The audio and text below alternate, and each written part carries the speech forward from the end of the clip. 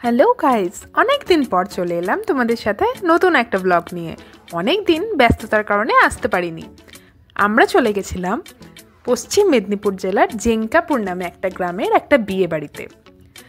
কোলাঘাট হয়ে রূপনারায়ণের bridge cross করে আমরা চলে গেছিলাম সুদূর পশ্চিম মেদিনীপুরে। তো রাস্তার মাঝে আমরা একটা ক্যাফেতে কফি খেতে নেমেছিলাম। তো এইখানকার এনভায়রনমেন্টটা আমার খুবই ভালো লেগেছিল।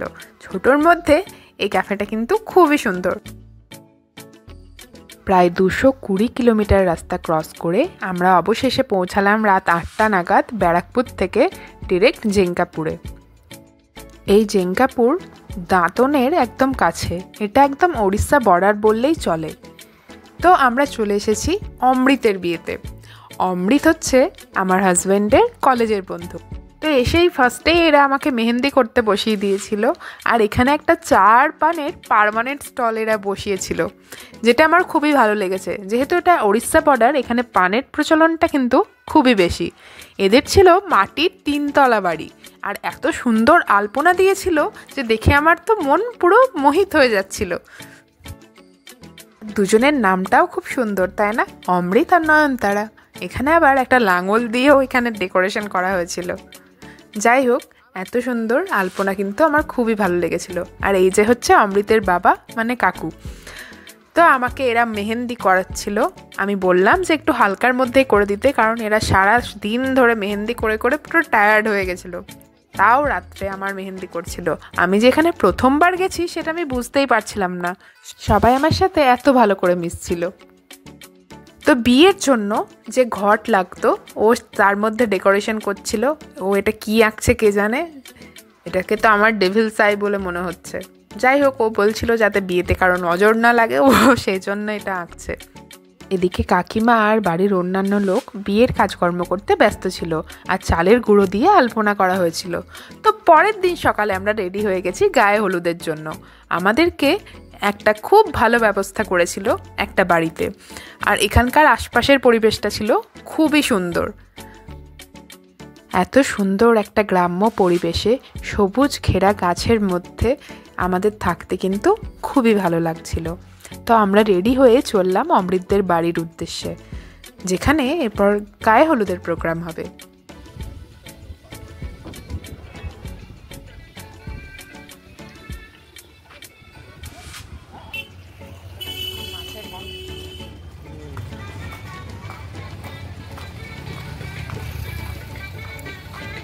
তো আমরা চলে এলাম ওদের বাড়িতে।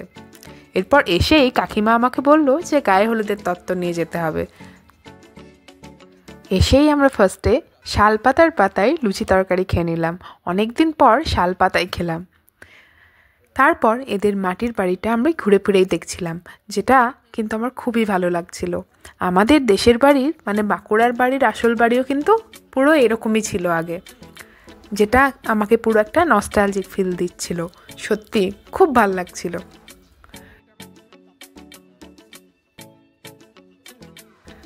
এরপর আমরা ঘুরে ফিরে নিয়ে চললাম গায়ে হলুদ নিয়ে মেয়ের বাড়ি।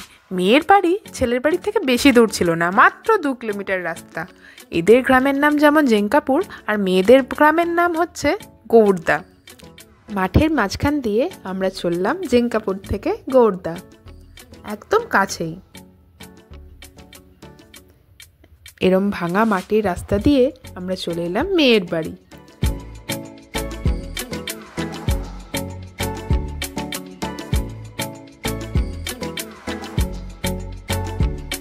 ওড়িশাতে বা ওড়িশা বর্ডার মেদিনীপুর ঘেঁষা সব গ্রামেই আমি দেখেছি যে এরকম দোলনার একটা প্রচলন আছে। প্রত্যেকটা বাড়িতেই কিন্তু দোলনা থাকবেই। এই দেখুন আমাদের অমৃতের বউ, কি সুন্দর তাই না? যাই হোক, আমরা গায়ে হলুদ পৌঁছে দিয়ে ফিরলাম আবার ওদের বাড়িতে। এসে ওদের বাড়ির সামনে একটা পুকুর আছে, সেখানেই আমরা একটু ঘুরে ফিরে নিচ্ছিলাম। খুবই সুন্দর জায়গাটা, আমার খুবই ভালো লেগেছে।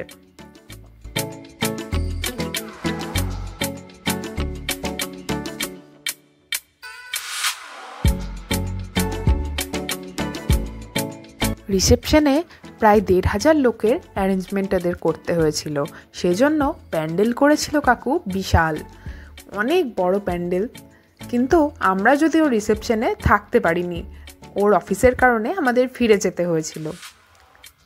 যাই হোক, আমরা বিয়েটা খুব ভালো করে এনজয় করেছিলাম। চলুন সেটাই আপনাদের সঙ্গে শেয়ার করছি। আমরা যেহেতু রিসেপশনে থাকতে পারবো না, তাই আগেই প্যান্ডেলগুলো একটু ঘুরে ফিরে নিচ্ছিলাম। এখানে ছেলে মেয়ের বসার জায়গা আর একটা প্রোগ্রামের জন্যও জায়গা করেছিল। গ্রামে এত সুন্দর করে প্যান্ডেল করেছিল যে সত্যি ভাবা যায় না। ওদের বাড়িতে ঢুকে দেখলাম মেয়ের বাড়ি থেকে অমৃতকে আশীর্বাদ করতে এসেছে। এদের রিচুয়ালস আমাদের থেকে কিছুটা আলাদা বলে আমার মনে হয়েছে। যাই হোক, দুপুরে ভালোই খাওয়া দাওয়া করে একটা সুন্দর ঘুম দিয়ে আমরা রেডি হয়ে গেছি বরযাত্রী যাব বলে। তো এদের বাজনাটা একবার শুনে নিন।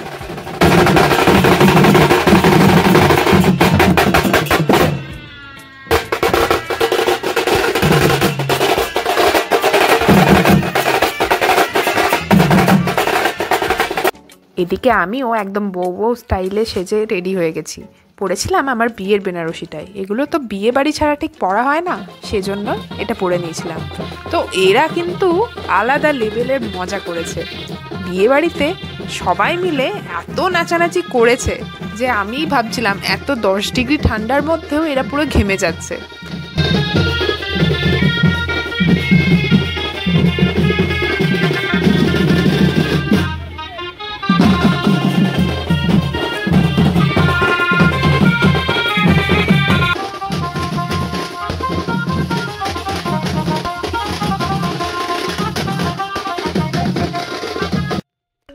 প্রসেশন যাচ্ছিল বরের গাড়ির আগে আগে, আর আমরা সবাই নিজেদের গাড়িতেই বরের পিছন পিছন যাচ্ছিলাম।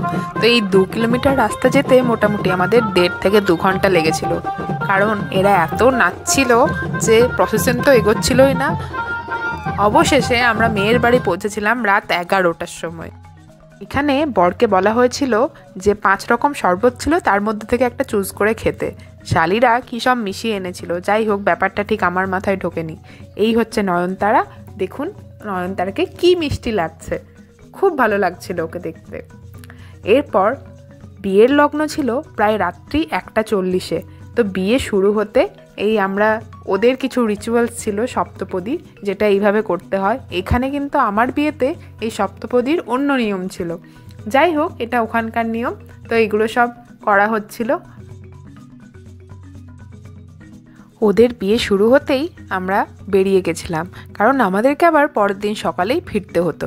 যাই হোক, ওদের বিয়ে খুব ভালোভাবেই সম্পন্ন হয়েছে।